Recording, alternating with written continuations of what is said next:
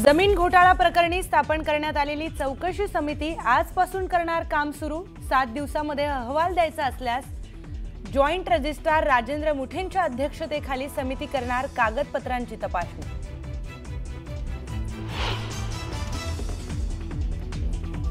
आता महसूल विभागाचा पार्थ पवारांना दणका। दस्त रद्द करायचा असेल तर 42 कोटी भरा। महसूल विभागाचं अमेडिया LLPला पत्र।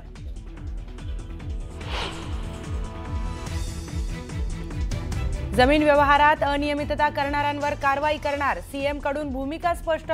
तर ज्यांना FIR कळत नाही ते पार्थ पवारांवर आरोप करतात। विरोधकांना टोला।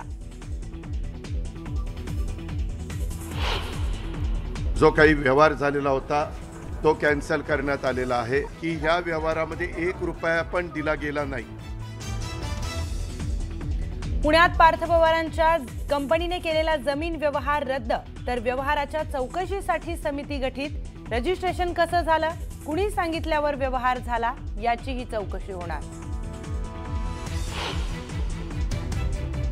सोसायटी काढायची, कर्ज काढायचं, पुन्हा कर्जबाजारी व्हायचं, पुन्हा कर्जमाफीची मागणी करायची। शेतकरी कर्जमाफीच्या मुद्द्यावर मंत्री राधाकृष्ण विखेंचं वादग्रस्त विधान। विरोधक विखेंना घेरण्याच्या तयारीत।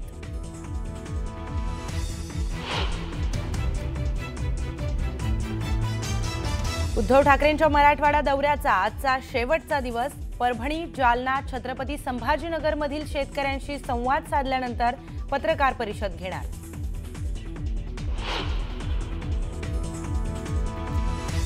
(2019) मध्ये अपघातानं आलेल्या सरकारनं बुलेट ट्रेनचं काम थांबवलं। CNBC 18च्या ग्लोबल लीडरशिप समिटमध्ये फडणवीसांचा उद्धव ठाकरेंवर निशाणा।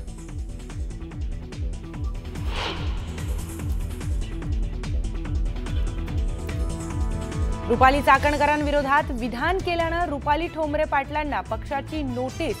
शिस्तभंगाची कारवाई का करू नये याचं मागितलं 7 दिवसांमध्ये उत्तर।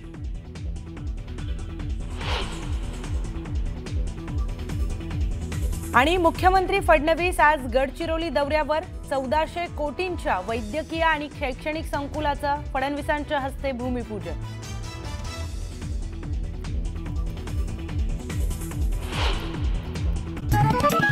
कोरेगाव पार्क परिसरातील जमिनीचा व्यवहार रद्द झालेला असला तरी अनियमिततेला जबाबदार असणाऱ्यांवर कारवाई केली जाणार आहे, असं मुख्यमंत्री देवेंद्र फडणवीस यांनी स्पष्ट केलं। या प्रकरणी नियुक्ती करण्यात आलेल्या समितीचा अहवाल 1 महिन्यामध्ये येईल आणि अहवालात दोषी असणाऱ्यांवर कारवाई नक्की होईल, असंही मुख्यमंत्री म्हणाले।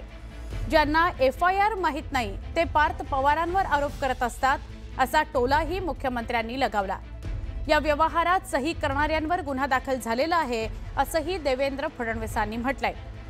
या व्यवहार प्रकरणामध्ये स्टॅम्प ड्युटी भरावीच लागणार असून स्टॅम्प ड्युटी भरल्याशिवाय व्यवहार रद्द होणार नाही, असंही मुख्यमंत्र्यांनी स्पष्ट केलं।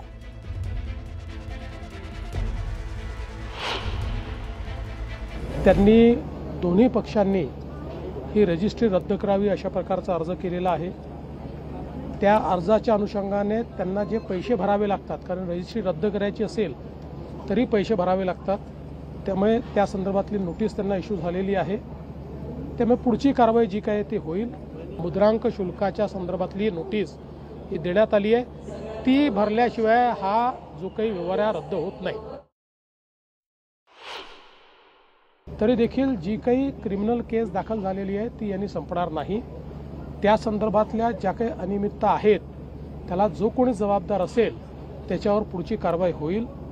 यासोबत एक पॅरलल इन्क्वायरी जी चाललेली आहे ACSच्या अंतर्गत एक कमिटी आम्ही केलेली आहे, त्याच्याही अंतर्गत सगळी चौकशी करून 1 महिन्यामध्ये त्याचा अहवाल आम्ही घेऊ। त्याच्यामध्ये याची किती व्याप्ती आहे, अजून कोण कोण याच्यामध्ये आहेत, या संदर्भातली सगळी माहिती मिळेल आणि मग त्यानुसारच पुढची कारवाई ही केली जाईल।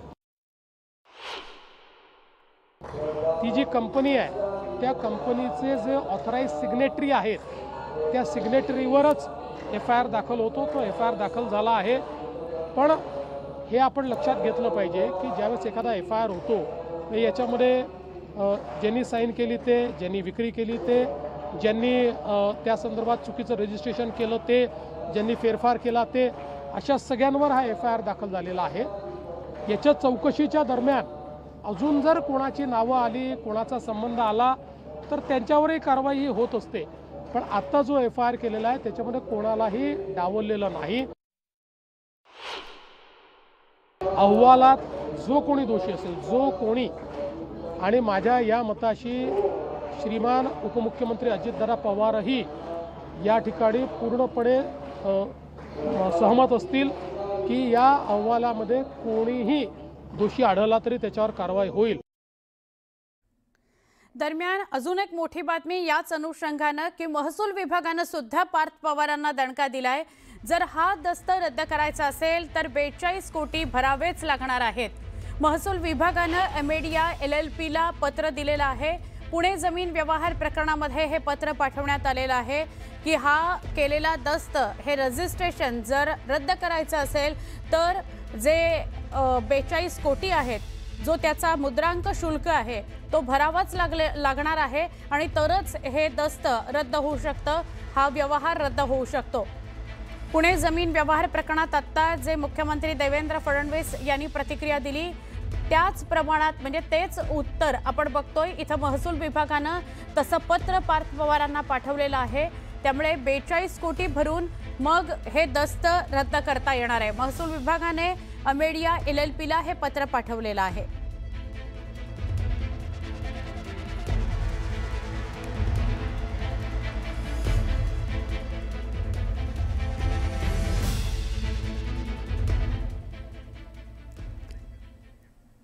महत्त्वाची बातमी आहे, गेल्या 2 दिवसांपासून फक्त एकाच विषयाची चर्चा आहे, ते म्हणजे पुण्यातलं हे जमीन व्यवहार प्रकरण। पुण्यातील मुढवा कोरेगाव वतनाच्या जमिनीवरून राज्यात गदारोळ झाला। अजित पवारांचे चिरंजीव पार्थ पवार यांच्या अमेडिया कंपनीने सरकारी जमीन 300 कोटींना खरेदी केली, ज्याची किंमत मूळ 1800 कोटींच्या आसपास असेल। सरकारी जमिनीचा व्यवहार झालाच कसा, यावरून विरोधकांनी आरोपाची राळ उडवली। या प्रकरणी शासकीय अधिकाऱ्यांचं निलंबन झालेलं आहे, एकाला अटक सुद्धा झालेली आहे। अखेर हा व्यवहार रद्द केला जाणार असल्याची माहिती स्वतः उपमुख्यमंत्री अजित पवारांनी माध्यमांसमोर येऊन दिली। पार्थ पवार यांच्या कंपनीने 1800 कोटींची जमीन 300 कोटींमध्ये खरेदी केली होती आणि 21 कोटींचा स्टॅम्प ड्युटी न भरता फक्त 500 रुपये भरले होते। यावरूनही राज्यात राजकारण तापलेलं आहे। विशेष म्हणजे या प्रकरणी चौकशी समिती आता नेमली गेली आहे। चौकशीत सगळा घटनाक्रम पुढे येईल, कुणी मदत केली, कुणाचे फोन गेले हे सगळं समोर येईल असं उपमुख्यमंत्री अजित पवार म्हणाले।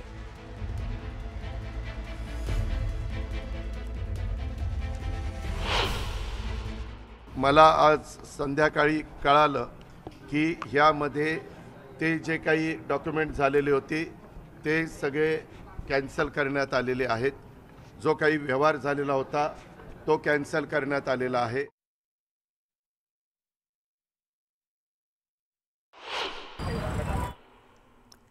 उपमुख्यमंत्री अजित पवार यांनी सरतेशेवटी या सगळ्यावर प्रतिक्रिया दिली। गेले 2-3 दिवस सातत्याने म्हणजे गुरुवारपासून सातत्याने हा विषय चर्चेत येत होता। पार्थ पवार यांची जी कंपनी आहे त्या कंपनीवर आरोप झालेले होते, त्यामुळे उपमुख्यमंत्री स्वतः समोर आले आणि त्यांनी उत्तर दिलंय। दरम्यान अंबादास दानवेंनी अजित पवारांवर टीका केलेली आहे। चोरी केलेला माल रिकव्हर केला तर चोरावरचा गुन्हा रद्द होतो का, असा सवाल त्यांनी विचारला। व्यवहार रद्द केल्याने प्रश्न सुटणार नाहीये, चोरीचा माल रिकव्हर केला म्हणून गुन्हे रद्द होणार नाहीयेत असं ते म्हणाले। एखाद्या ठिकाणी चोरी झाली आणि चोरीचा माल रिकव्हर केला तर चोरावरचा आरोप किंवा गुन्हा रद्द होतो का, याचं एवढंच उत्तर द्या राज्य सरकारने किंवा गृह मंत्रालयाने। सिंपल माझा प्रश्न आहे की एखाद्याने चोरी केली, चोरीचा सगळा ऐवज पोलिसांनी जप्त केला, जप्त केल्यानंतर चोरीचा गुन्हा रद्द होतो का, हा माझा साधा प्रश्न आहे। त्यामुळे असं व्यवहार रद्द केला म्हणून हा प्रश्न सुटणार नाही।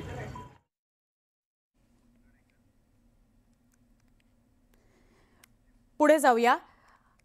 आरोप 300 कोटींचे आहेत आणि व्यवहार नाहीये, त्यामुळे दरम्यान या प्रकरणात कोट्यवधींचा व्यवहार झाल्याचे आरोप विरोधकांनी केलेले आहेत। मात्र 1 रुपयाचा सुद्धा व्यवहार झाला नाही असं उपमुख्यमंत्री अजित पवार म्हणतायत, माध्यमांसमोर येऊन म्हणतायत। त्याचसोबत अमेडिया कंपनी जरी पार्थ पवार आणि दिग्विजय पाटलांची असली तरी या व्यवहाराबाबत दोघांना कल्पनाच नव्हती असा दावा दादांनी केलेला आहे.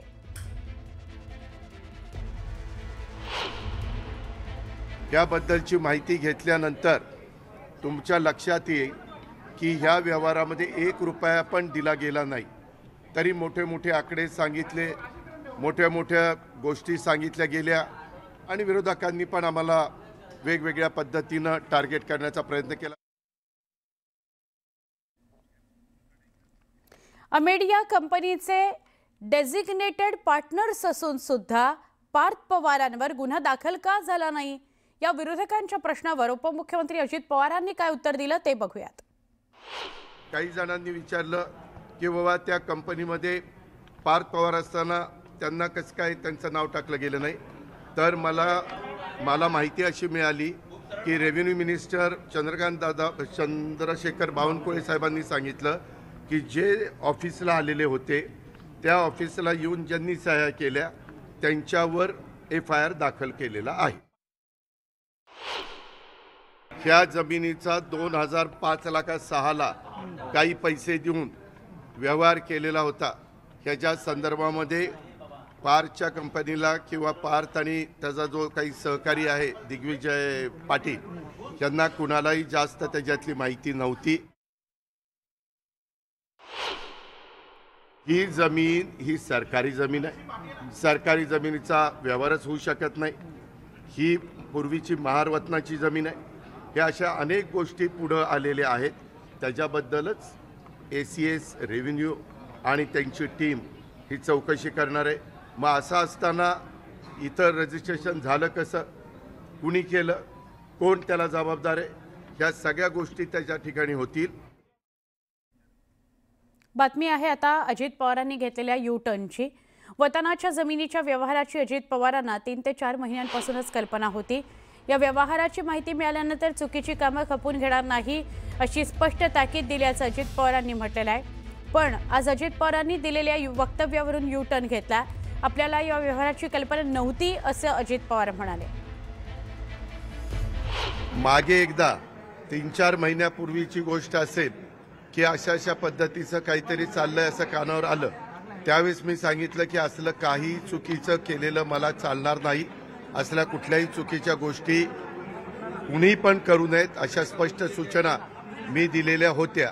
परंतु त्याच्यानंतर परत काय झालं ते काही मला माहिती नाही. या व्यवहारामध्ये देखील मला अजिबात काही माहिती नव्हतं. माहिती असतं तर मी लगेच सांगितलं असतं हो मला विचारून ते व्यवहार झालेला आहे. आणि मी कुणालाही माझ्या जवळच्या घरातल्या नातेवाईकांनी, माझ्या मुलांनी, माझ्या जे कोणी जवळचे सहकारी असतील यांनी कुणी जरी व्यवहार केला किंवा काही गोष्ट केली तर त्यांना मी सांगत असतो की संपूर्ण गोष्ट कायद्याच्या नियमाला धरूनच त्या ठिकाणी केली पाहिजे. पुढची बातमी. पार्थ पवारांच्या जमीन व्यवहार प्रकरणावरून उद्धव ठाकरेंनी मुख्यमंत्री देवेंद्र फडणवीस आणि उपमुख्यमंत्री अजित पवार यांच्यावर निशाणा साधलेला आहे. काय नेमकं म्हणाले उद्धव ठाकरे बघूयात. मुख्यमंत्री जे मी म्हटलं बिझी आहेत, एक तर बिहारमध्ये होते आणि दुसरा आता अजितदादावरती पांघरून घालण्यासाठी बिझी आहे. म्हणजे तिकडे जमिनी बळकावणं चालले आहेत आणि माझ्या इथल्या शेतकऱ्याच्या जमिनी वाहून गेल्या आहेत. त्या वाहून गेलेल्या जमिनीसाठी मुख्यमंत्री येणार नाही, पण चोरलेल्या जागेसाठी मुख्यमंत्री तिकडे पांघरून घालायला बसलेले आहेत.